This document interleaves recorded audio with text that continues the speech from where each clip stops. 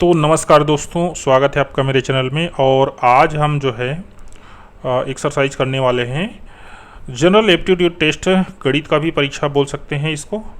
और ये जो है क्वेश्चंस लिया गया है आज से 5 साल पहले के जो पेपर से। तो ये मान के चलिए 4-5 साल जो पहले पेपर होता है ना, उससे रिपीट होने के बहुत चांसेस होते हैं। लेकिन फिर भी यदि रिपीट नहीं भी होता है तो आप लोग यहाँ से क्वेश्चन जो बनाने के जो टेक्निक है ना, उसको ध्यान देंगे। आप ज़रूर जो है अच्छा करेंगे परीक्षाओं में, इससे आपको बहुत कुछ सीखने को मिलेगा। तो चलिए शुरू करते हैं। पहला क्वेश्चन देखिए 91। ये ऐसे क्वेश्चन अब बहुत सारे आते हैं और ये प्रतिशत जो है ना का प्रश्न है। तो प्रश्न को समझिए क्या बोल रहा है। 100 संतरे 400 में खरीदे तो एक संतरे कितना 4 रुपया, और 60 रुपये प्रति दर्जन की दर से बेच दिए। 60 रुपये प्रति दर्जन मतलब 1 का 5। खरीदा कितने में 4 रुपये, बेचा कितना 5 रुपये, फायदा कितना हुआ 1 रुपया। तो 1 रुपये 4 रुपये के कितना है 25%। तो सही आंसर क्या है आपके पास, सी है। सही आंसर क्या है आपके पास, सी मिला अपने को 92। देखिए इस क्वेश्चन में यहाँ पर 10 पैसे प्रति एक यहाँ कुछ दिक्कत है, तो इसको हम स्टारेट क्वेश्चन मानते हैं। अगला देखिए 93। 24 सेंटीमीटर आधार वाले समकोण त्रिभुज का परिमाप 60 सेंटीमीटर है। त्रिभुज की शेष 2 भुजाएं हैं। एक चीज़ आप समझिए पहले, देखो ये त्रिभुज क्या है, समकोण त्रिभुज है इस तरीक़ा से, ठीक है। अब समकोण त्रिभुज में होना क्या चाहिए, कर्ण जो है ना इन लंब और आधार से थोड़ा से कम बड़ा ही होना चाहिए। लंब और आधार से, जैसे मान लीजिए 4 है 5 है, इसको कम से कम 6 होना चाहिए, ठीक है। ये ऐसा इसका नियम है। तो यहाँ देखो 24 सेंटीमीटर तो आधार ही हो गया, ठीक है ना। तो कर्ण जो है 24 से ज़्यादा ही होना चाहिए। सबसे बड़ा इसका ट्रिक यही है और कुछ नहीं है। इसमें एक ही जो ऑप्शन बचता है ये देखो 26। तो इसका ट्रिक यही है 26। यदि 24 या 24 से कम हो तो फिर ये समकोण त्रिभुज बन ही नहीं पाएगा, ठीक है। तो इसका कर्ण जो है ना 26 होना चाहिए, ठीक है। तो इस सही आंसर क्या है आपका, डी है। नेक्स्ट बढ़ते हैं। यहाँ देखिए एक किसान ने नहीं, यहाँ से हम यदि x और 2y दो पूर्णांक इस प्रकार हैं कि x y बराबर 10 रूट एक्स वाई, तो x प्लस वाई का मान होगा। तो यहाँ पर आपको क्या करना है, अगर हम क्या करें दोनों पक्षों को वर्ग कर दे तो क्या निकल जाएगा, एक्स वाई बराबर कितना निकल जाएगा 10 दहम 100। अब ध्यान से देखो 100 वाई का गुणा कितना होना चाहिए 100। अब इन सब को आप ध्यान से देखते जाओ। 20 को यदि हम डिवाइड करें 100 आना चाहिए तो 10 दहम 100 हो जाएगा। 25 को करें तो 20 पंचे 100 हो जाएगा, और 29 को करें तो 25 चौक 100 हो जाएगा, ठीक है ना। अगर x बराबर 25 माने, y बराबर 5 माने तो 4 माने तो।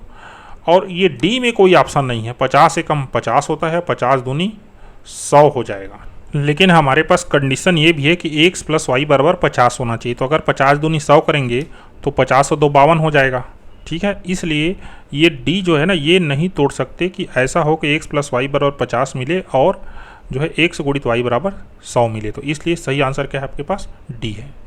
डी है। श्रृंखला 5, 7, 11, 19, 36, 67, 131 में जो है गलत कौन सा है ये आपको देखना है। तो देखिए 5 2 7 है, ठीक है। 5 2 7, 7 4 11, और 11 और 8 19। यहाँ पर देखिए ना 2 का डिफरेंस, फिर 4 का, 2 दूनी 4, 4 दूनी 8। यहाँ पर कितना का 16 का डिफरेंस होना चाहिए, और फिर कितना होना चाहिए 32 का डिफरेंस होना चाहिए, ठीक है। लेकिन यहाँ पर ये संख्या एक्चुअल में क्या होना चाहिए 16 और 19, तो कितना होना चाहिए 35 होना चाहिए। तो है कितना ये 36। तो सही आंसर क्या है आपके पास, ए है। यदि एक शिक्षार्थी की बुद्धि लब्धि 100 है तो इसका आशय है कि, ठीक है ना। तो देखो ये जो क्वेश्चन है ये मान के चलो बाल विकास का है। तो देखो 90 से 110 जो आसपास है ना उसको क्या माना जाता है, सामान्य। यहाँ पर देखिए ये जो आंसर होना चाहिए। तो नेक्स्ट बढ़ते हैं। सायं 3:21 से 5 घंटे 28 मिनट है ना। पहले क्या समय था, तो इसमें आप लोग क्या करोगे, तो आपको क्या करना है ना, ये 3 बजे है ना, इसको आप लोग रेलवे घड़ी में कन्वर्ट कर दो, ठीक है। 3 को यदि आप रेलवे घड़ी में कन्वर्ट करोगे तो कितना बनेगा, ये 15 बनेगा, 15:21। और इसमें क्या कर दोगे आप 5 घंटे 28 मिनट को घटा दोगे। लेकिन 1 घंटा को जब यहाँ से काटोगे तो इधर कितना मिलेगा 60 मिनट मिलेगा। अर्थात ये घटाने वाला चीज़ है और कुछ नहीं है। और सही आंसर है इसका जो है 9:53। ठीक है, आगे बढ़ते हैं। 1/4 को निरूपित करने का कौन सा तरीका गलत है? इसको बहुत सारे लोग इसीलिए गलत करते हैं कि कौन सा तरीका है कहा के, तो वो लोग फट से इसको मार देते हैं। तो इसका सही आंसर क्या है? देखो ये वाला है, ये गलत तरीका है क्योंकि सब इसमें असमान है। नेक्स्ट बढ़ते हैं। गणित शिक्षण की आगमन विधि का जो सिद्धांत है, आगमन मतलब कि सरल से कठिन की ओर जाना है, सामान्य से विशिष्ट की ओर जाना है, तो उसे ही क्या बोलते हैं? आगमन विधि बोलते हैं। अर्थात ये मोहन ने अपनी माँ से कहा कि उसकी गुल्लक में 11,1111 रुपये हो गए हैं। यह धनराशि देखो 11,000, 1100 और 11। तो इस क्वेश्चन को बताने की ज़रूरत नहीं है, आप लोग इसको हल कर लीजिएगा, ये वाला आएगा। ठीक है, नेक्स्ट बढ़ते हैं। सबसे छोटी अभाज्य संख्या है, तो सबसे छोटी अभाज्य संख्या कौन है? 2 है। प्रथम क्रमागत 3 सम संख्याओं का म स ल स होगा। तो प्रथम जो क्रमागत 3 सम संख्या है ना, तो कौन होगा? 2, 4 और 6। ठीक है, इसका म स और ल स होगा 2 और 12। नेक्स्ट बढ़ते हैं। यदि किसी लीप वर्ष का पहला दिन मंगलवार तो उस वर्ष का अंतिम दिन होगा। ऐसे क्वेश्चन के लिए ना एकदम आसान से आप जो है ना टेक्निक वो अपनाना एकदम आपका सही बनेगा। लीप वर्ष का पहला दिन क्या है? 1 तारीख को मंगलवार है। ठीक है, लीप वर्ष में कुल कितने दिन होते हैं? 366। 366 में आप जो है डिवाइड कीजिए 7 का, तो मिलेगा आपको 52। ठीक है, और शेष फल बचेगा 2, मतलब 2 दिन छूटेगा। तो ये 2 दिन में से पहला दिन होगा मंगलवार और दूसरा दिन क्या होगा? बुधवार। तो सही आंसर क्या है? ये है। 30 मिनट में घड़ी की घंटे की सुई द्वारा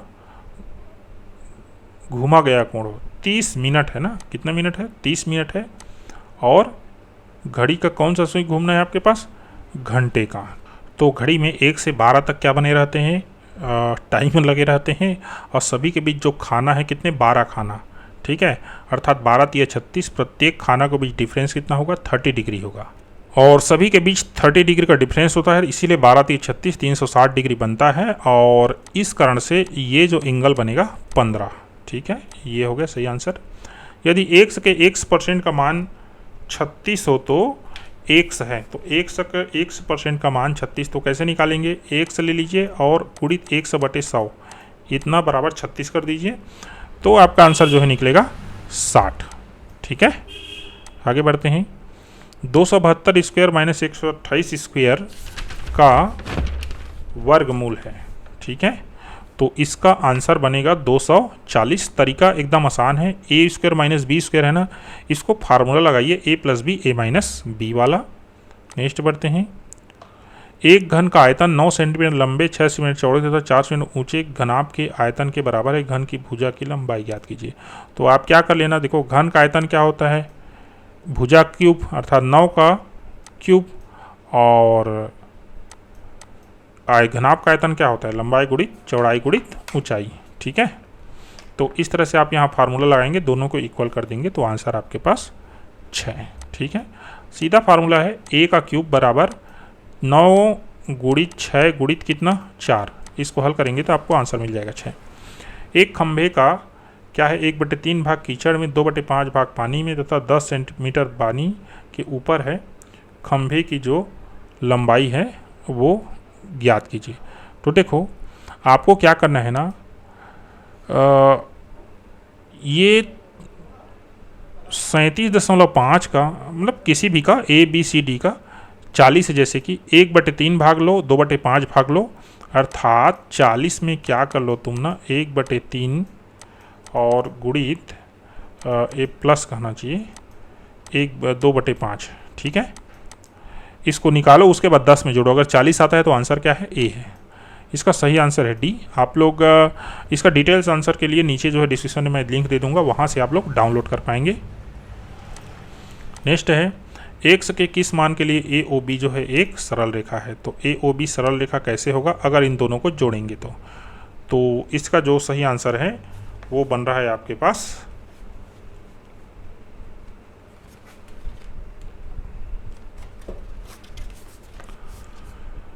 50 अंश। ठीक है, 110 यदि इतना बराबर इतना हो तो इसका मान ज्ञात कीजिए। ठीक है, तो इसका आंसर निकल रहा है 2760। आप लोग डिटेल सॉल्यूशन जो है नीचे देख लेंगे। एक पंक्ति में मनोज का क्रमांक प्रारंभ से 18वां और अंत से 13वां है। यदि पंक्ति में देखो प्रारंभ से 18वां है और पीछे से 13 है तो टोटल कितना हुआ 18 13 31 में एक कम कर दो तो 30 जने छात्र हैं मान के चलिए, 6 लड़कियां हैं तो 24 जने क्या होंगे लड़के होंगे। ये इसका सही आंसर है ये वाला। एक डेकामीटर में डेसीमीटर होते हैं तो यहाँ पर आंसर बनेगा 10। चित्र में ये किस प्रकार से कोण है तो इस टाइप के कोण को बोला जाता है आसन्न कोण। जो कोण शीर्ष से एक उभयनिष्ठ रेखा द्वारा जुड़े रहते हैं उसको बोलते हैं आसन्न कोण। यदि एक वृत्त की त्रिज्या को 1 सेंटीमीटर बढ़ाया जाए तो नए वृत्त की परिधि और उसके व्यास में अनुपात जो है होगा। ठीक है, तो इसका जो आंसर है पाई अनुपात 1। ठीक है, ये आप करके देख सकते हैं। आगे बढ़ते हैं। यदि x बराबर 1/2 तो इसका मान होगा, तो इसका मान जो है अंत में निकल के आ रहा है 11/10 में सबसे बड़ी से सबसे छोटी भिन्न का अंतर है। तो आपको क्या कर देना है सबके भिन्न का हर को समान कर देना है, उसके बाद सबसे बड़ी छोटी आपके मिल जाएगा और इस तरह से आपको आंसर इसमें मिलेगा 1/15। विभाजन के एक प्रश्न में रवि गलती से 3 के स्थान पर 8 से भाग दे दिया। ठीक है ना, 3 के स्थान पर 8 से भाग दे दिया और उत्तर 15 प्राप्त किया। ये सही उत्तर होगा। 3 के स्थान पर 8 से भाग दे दिया और उत्तर प्राप्त हुआ तो 15 × 120 प्राप्त हुआ। ठीक है ना, अब 120 को 3 से भाग दोगे तो कितना आएगा 40 नहीं आएगा। सही आंसर क्या है सी। किसी पूर्णांक का वर्ग करने पर इकाई के स्थान पर कौन सी संख्या नहीं हो सकती। पूर्णांक है तो ये भाई सिंपल बात है, वर्ग करने पर इकाई के स्थान पर पूर्णांक। तो देखो एक प्राप्त नहीं हो सकती ना, 0 करेंगे तो 0 आएगा, 1 1 कम 1 2 2 नहीं 4 3 3 9 4 4 16। इस तरह से आप जो है जाओगे तो वो होगा आंसर 2, क्योंकि किसी भी पूर्णांक आप कर लीजिए पीछे में 2 नहीं आएगा। 3 3 9 4 4 16 5 5 25 6 6 6 37 7 7 49 8 8 64 2 नहीं आएगा। ठीक है, अगला है इसका मान क्या होगा। यहाँ पर आपको जो है ना बॉडमास जो रूल है उसको फॉलो करना है। ठीक है, इसका आंसर बनेगा 20, क्योंकि सबसे पहले आपको क्या करना पड़ेगा डिवाइडेशन करना पड़ेगा। 3 में से 3 गया तो 0 और 2 0 कितना हुआ 0 हो गया। तो ये यहाँ तक से यहाँ तक कितना हो गया 0 हो गया। फिर 3 और 7 कितना हुआ 10 और 10 दूनी 20। गीता 5 किलोमीटर प्रति घंटा के एक समान चाल से चलकर 42 मिनट में घर से विद्यालय पहुंची। तो उसके घर से विद्यालय की दूरी है।